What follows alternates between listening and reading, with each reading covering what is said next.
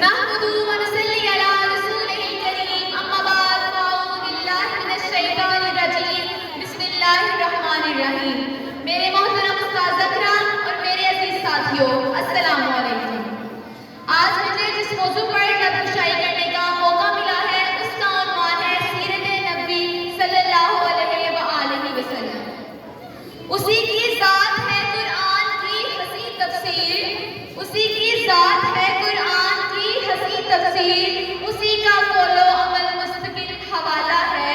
حاضرین محفل، میرے جیسے کم علم اور کم فہم طالب علم بھلا اس عظیم ہستی کی شان کے بارے میں کیا گفتگو کر سکتی ہے کہ جس کی عظمت خالق کائنات کی زبان قدرت سے کچھ یوں ادا ہوئی.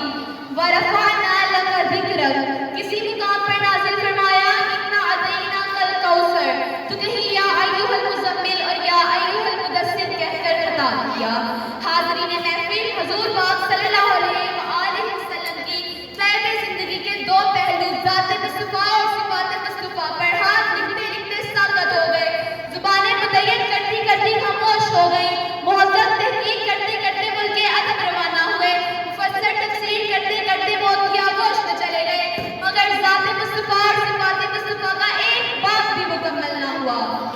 مجھ میں ان کی ثنا کا سلیقہ کہاں، کہ مجھ میں ان کی ثنا کا سلیقہ کہاں، وہ شاہد و جہاں وہ کہاں میں کہاں. میری کیا مجال کہ میں اس کی شان کے بارے میں لب کشائی کروں کہ جس کی دستے اقدس کی ایک انگلی اٹھتی ہے چاند کو دو ٹکڑوں میں کر دیتی ہے، کہ جس کے ایک اشارے سے درخت کی جڑوں کو توڑ کر زمین کو پھاڑ کر آپ کی بارگاہ میں حاضر ہو جاتا ہے.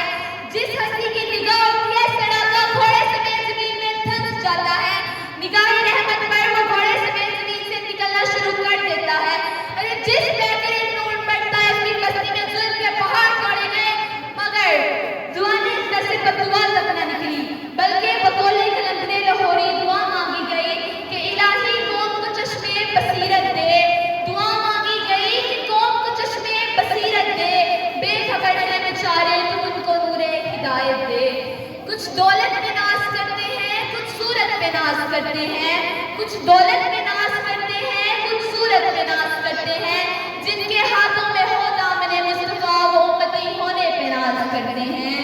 حاضرین محترم، حضور پاک صلی اللہ علیہ وآلہ وسلم کی رحمت کا یہ عالم تھا کہ آپ نے حضرت عبداللہ بن عباس جیسے مفسر قرآن تیار فرمائے جن سے تفسیر قرآن سے دنیا قیامت تک استفادہ حاصل کرتی رہے گی، اور بحیثیت جرنل ایسے سپہ سالار پیدا فرمائے کہ جنہیں زمانہ خالد بن ولید کے نام سے جانتا ہے. سچائی کی تربیت کی تو فروغ ادب بنا دیا، عدل کا درس دیا تو صدیق اکبر بنا دیا، سخاوت کی نگاہ اٹھی تو عثمان غنی بنا دیا، اور مکتب شجاعت میں علی شیر خدا بنا دیا. آخر میں حضور اکرم صلی اللہ علیہ وآلہ وسلم کی سیرت اور تعلیمات کی روشنی میں حاضرین کو ایک پیغام دے کر اجازت چاہوں. محبت کی نظر اہل وفا کی شان پیدا کر، محبت کی نظر اہل وفا کی شان پیدا کر، بلندی اور پستی کی ذرا پہچان پیدا کر.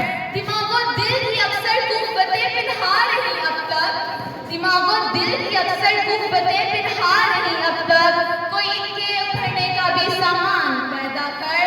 نہ ہو ماحول سے مایوس کی دنیا خود بنا اپنی، نہ ہو ماحول سے مایوس کی دنیا خود بنا اپنی. دلوں میں حوصلے اور حوصلوں میں جان پیدا کر. تجھے تیری گزشتہ سر بلندی پھر سے حاصل ہو، تجھے تیری گزشتہ سر بلندی پھر سے حاصل ہو. وہ حکمت و ہنر و ذوق ندان پیدا کر. اور ضرورت ہے کہ ماضی کی طرح روشن ہو مستقبل، ضرورت ہے کہ ماضی کی طرح روشن ہو مستقبل.